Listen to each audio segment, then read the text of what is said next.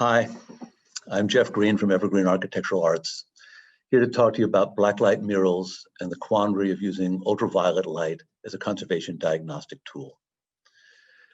This presentation will explore some subjects that I initially thought might be somewhat esoteric, but that as I've begun to delve into them, I've come to understand that they were much more widespread than I realized. I will look at the phenomena of photoluminescence and the conservation problems of an ongoing EverGreene architectural arts project at the Alameda Theater in San Antonio, Texas. Specifically, the blacklight murals that were designed by Pedro Terán. This will include the research we did on the materials and the conservation challenges we encountered there, which I believe have parallels in the larger world of conservation and architectural finishes research and pertain to perception and the physics of light and the phenomena of metamurism. First, some background. The Alameda Theater, shown here, was built in 1948 and opened on March 10th, 1949. It was housed in the historic International Building, which included the Mexican consulate and the first Mexican Chamber of Commerce in the United States. The original architect was M. Strauss Naufauch, which with interior designs by the Hans Techert Studio of Chicago. The interior murals were designed by a local artist, Pedro Terán, and painted by Frank Luckner, seemingly single-handedly from all accounts that we can find. The theater showed predominantly Spanish language movies and live entertainment. Original seating was 2,462. The theater was bought by the city in 1994 with plans to restore it as a cultural center, but these plans stalled and are just now getting underway. The current plan calls for it to house the Texas Public Radio Station. It's a magnificent building with many unusual architectural features, including the blacklight murals in the auditorium, which are the subject of this presentation, as well as other painted murals in the lobby, and some rather unusual etched plexiglass, pictorial plexiglass decorations, as well as brushed aluminum as seen here in the stairs, and elaborate tile work, terrazzo, and some pretty strange sculpture like this piece at the proscenium looks like it's out of Dr. Seuss or something. So in order to understand our work there, we need to define some terms and understand a bit of background on the subject. There are three factors: the light source, the pigments and binders, and human perception. So what are blacklight murals? What are the physics behind the phenomena of fluorescence, phosphorescence, and luminescence, and what is the difference between those terms? And how are different wavelengths of light used in the conservation and scientific field? These subjects could take up several papers alone, so I'll just give an overview here as it pertains to our work at the Alameda. First, the history. Fluorescence is named after the mineral fluorite, which has a faint blue glow in response to ultraviolet wavelengths in sunlight. While mankind has certainly been aware of naturally occurring bioluminescence for millenniums, such as occurs in maritime organisms, for example, algae, bacteria, jellyfish, worms, etc. But this is caused by a chemical reaction which is unrelated to the current subject. The scientific written accounts of fluorescence appeared first in the early 1700s, but the name came from the British physicist and mathematician Sir George Stokes, who described the phenomena of fluorescence in a talk in 1852. His work was also the basis for Raman scattering and spectroscopy, which are also tools used in art conservation. But in order to see and utilize light to expose the fluorescent phenomenon, electrical illumination devices and optical filters had to be developed, and this didn't happen until the turn of the century. Specifically in 1903, the iron arc lamp was invented and used at the London British Museum of Natural History for examining items there. But it wasn't again until the 1920s and 1930s with the development of the argon bulbs, Wood's light is what it's called, and mercury vapor lamps, both high pressure and low pressure, as well as nickel-plated glass filters, which allowed the specific wavelengths of roughly between 300 to 400, the sweet spot being about 320 to 380 nanometers, to be seen and used for diagnostic examination. This brings us to the electromagnetic spectrum. What is ultraviolet light? To begin to understand UV examination, it's useful to appreciate the mechanisms of fluorescence. Simply put, fluorescence is luminescence in which light of a visible color emitted from a substance under stimulation or excitation by ultraviolet radiation. This light is given off only while the stimulation continues. This differs from phosphorescence, in which light continues to be emitted after the excitation by other radiation, but the other radiation has ceased. Fortunately, the theory of molecular luminescence, both fluorescence and phosphorescence, is well understood. When light or energy hits a substrata, the incoming energy will either pass through or be temporarily absorbed or to varying degrees, reflection, for instance. This is dependent on the molecular structure of the substance and the wavelength of the energy. The energy that is absorbed by a molecule is stored as increased electron vibrational or even rotational motion.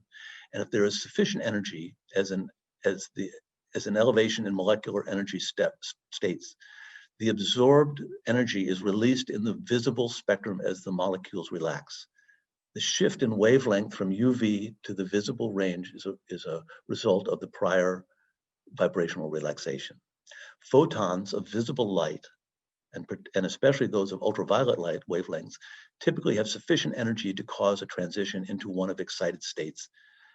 The energy must be of a type that is appropriate to the molecular structure, excitation energy. That is, at less ideal wavelengths, may still produce fluorescence, but at a lower intensity. And this explains why fluorescence occurs or is perceived differently during the examination of non-similar materials. So this is how it's used in art conservation, to distinguish between, you have to train your eye to distinguish between different degrees of fluorescence.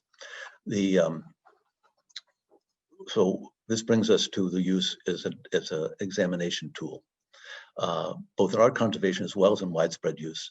I think everybody's familiar with TSA and what are they looking at when they're looking under blue light at your identification? What are they looking for? Differences that might indicate that it's not real. So the specific UV allows the examiner to see differences in color and value in different materials. In this way, we can see how materials have aged or if how they fluoresce under black light. So prior to World War II, as seen in automobile dash illumination or these old clocks, they used a different material which was radioactive. And after the Second World War, and they understood what radioactivity was when the atom bomb, they stopped using those type of materials. But our interest is in art conservation, which is able to detect everything from mold and biogrowth, as well as in painting, aging of varnish layers, and it's a wonderful tool to aid in cleaning paintings so that you can see what degree you're taking them to. This image here is the Liberty Memorial in Kansas City, one of our projects about a decade ago, where we used UV photography to identify. You can see that the hat on the woman in the lower section is completely new and been invented, and they've added touches to her eyes, to the eyes of all the figures. So the UV is very useful as an examination tool. But the problem and difficulty we encountered at Alameda is how to use this diagnostic tool when it is also intended as the primary source of illumination for the murals. And we must take into consideration how the original material aged and how our restoration will change over time. All of the pigments used in blacklight murals are notoriously fugitive and subject to fading and degradation from moisture or regular daylight. So let's look at the materials and their history. The Schweitzer brothers, Robert and Joseph, invented the first fluorescent pigments in 1934. The story goes that they were amateur magicians who liked to use light effects in their magic shows. Bob Schweitzer was in an accident which put him in a coma for several months, and when he recovered, he was advised to convalesce in a dark room, which is where he came up with the idea for the glow-in-the-dark paint. The two brothers invested $220 and set up shop in their mother's California kitchen at the height of the Great Depression. They named, the original name of the company was Fluores, F-L-U-O-R-S Art Company. They continued to develop applications which were picked up by the US Army and used during World War II to mark airplanes and runways for visibility. In 1946, the brothers started Schwitzer Inc. in Cleveland. The company changed its name to Dayglow in the 1960s and is still in existence. Now, the original manufacturing called for creating the pigments, which were actually dyes, such as rhodamine B and red, which was discovered in 1877, and azazole, which is a yellow invented in 1920. But the dyes were turned into pigments by setting them in sheets of shellac, which then would be dried, air dried or kiln dried, and then ground to the correct pigment size. You can see here on the left the sheets of shellac being dried and then ground. These colorants were then put into either water-soluble or binders and mediums, either oil or water-soluble. The paints at the Alameda were all water-soluble, which presented some other unique problems in cleaning. Highly water-soluble, I might add. They were in casein binders, which were identified by the Smithsonian. I'll talk about that in a minute. Later, they modified the binder material to butanol modified uroformaldehyde, which is a patent they took out in 1949. And then later, as there were advances in coatings, they continually changed the binders and the carrier for the dyes. So these colorants gained widespread use in everything from printing ink, magic markers, danger signs, fishing lures, but it was really the entertainment industry that embraced the medium. There were literally hundreds of theaters which incorporated black light effects. Here's some examples of the pigments. And here's a poster of, here's the danger signals. You're all familiar with these.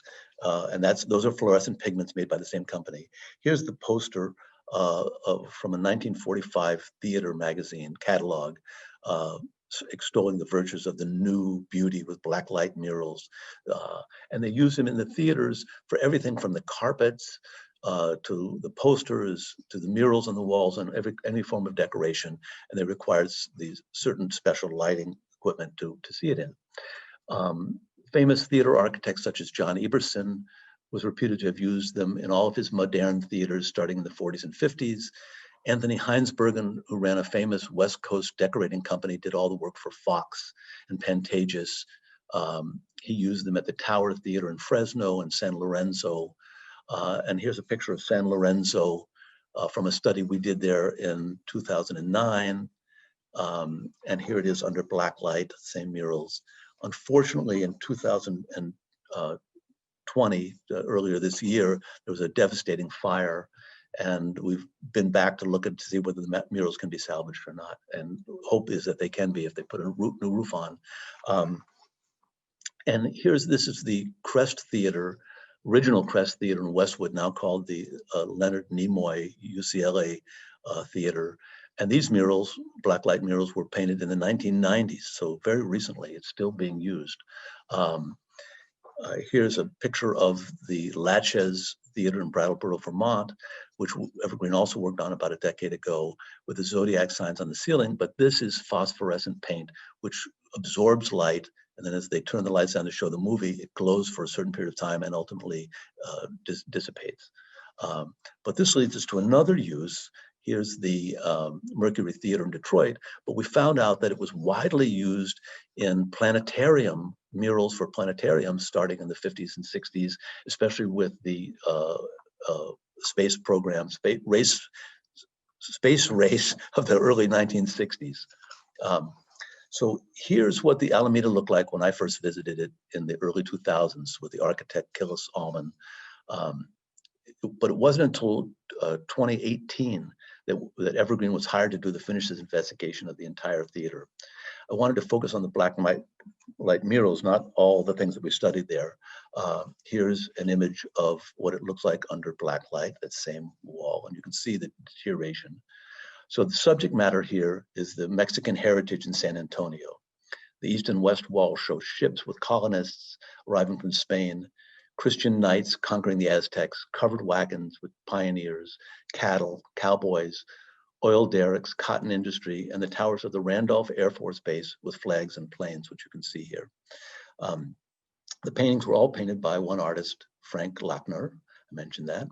The current conditions are quite poor, with extensive water damage to the acoustic plaster substrate, water stains, some paint instability caused by moisture degradation, some fading, and a very significant accumulation of dirt on the surface. So the first order of business was to test cleaning and consolidation procedures and methods. And here's our tests using both dry and wet cleaning methods, Wishab, chemi-sponge, vacuuming, and then consolidate, and some also with Volpex and naphtha, and we also use straight acetone, a number of different things. Mechanical cleaning to serve the best, and we consolidated. We wanted to see the results both in normal light and in ultraviolet light, so we could see that they didn't change. So we also did some microscopy to identify original colors and look at what the substrate was made out of. But we relied heavily on the work which had been done 17 years earlier by the Smithsonian to identify media and pigments. They had done FTIR, Fourier transfer infrared spectroscopy, energy dispersive spectroscopy, EDS, and X-ray diffraction, XRD, which identified the pigments in the binders. The next set of trials we carried out, and we were secondarily, after we did the documentation, we were hired to do a mock-up. So we had to match the consistency of the background. You can see our tests here. So we got the texture right for the patching, tried some consolidants, and here's some images of us making our repairs and forcing the delamination back into place with injected grouts and consolidants. So we also tested modern paints to see whether how they looked both under UV at the bottom and under normal light. And you can see that the colors under normal light shift enormously under black lights. So, and when you're making color combinations, it's not, yellow and blue does not make green, for instance, under fluorescent light. So you have to take all this into consideration to understand the properties of the paint. And we did a series of tests as you can see here, looking at the texture, the brush strokes, the painting techniques in both black light and in natural light. And I think we got pretty close. So where are we at? All of this has to be also taken into consideration about what light it's seen under. So, and also at what distance it's seen. So we used these LED UV spotlights by waveform, and they have a specific wavelength of about 365. We also tried 395. We're working with the lighting and theatrical consultants also to consider how far away the lights would be for the actual presentation. And we also have to think about safety. So here's some information about the light source and how it's, what the distance it's seen from, what the ideal illumination is, so that we would look at it under the actual light that the murals will be seen under. And here we are doing the mock-ups. The project hasn't started yet. We're under contract and construction has started, but our work restoring the plaster and the murals won't take place until probably late 2021. One of the other, and here's what it should look like here's what it looks like now, and here's what it looks like under black light. So this gives you some sense of what it'll be. One of the safety considerations with UV, we have to wear special goggles. We can't be under long periods of time with the UV lights on because it has deleterious health effects, including the possibility of getting a tan that looks like the Donald Trump. So here's one last shot of the exterior. I thank you for your interest in this subject, and I hope you've learned something. And if you have questions, please contact me and I'll try to answer them as best I can. I want to acknowledge everyone who worked on the project in our team and those people who contributed to the knowledge base here. I won't name them all, but all my work is based on their hard work. And I thank you for listening. Bye now.